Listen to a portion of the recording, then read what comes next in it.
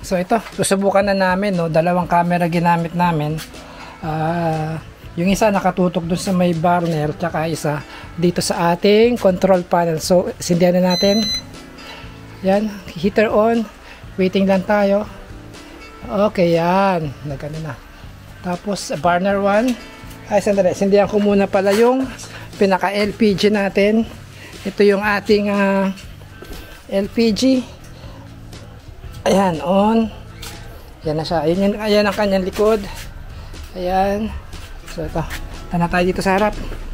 At maka-burner na tayo. Okay. Ayan. Yan. Burner 1. Medyo may katagalan nga lang siya for safety. Yun, mag-liab.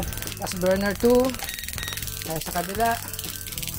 Burner 2. Yun, nag-liab na rin. So yan. Okay.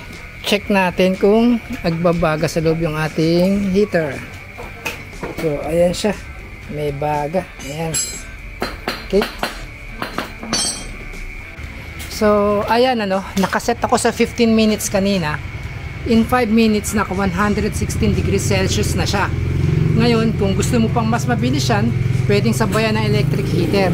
Eto, pag sinundihan ko to, electric heater. Ayan. Kasabay ang heater niyan. Bali, tatlo na ang pinaka heating element niya sa loob. Electric, dalawang LPG, burner 1, burner 2.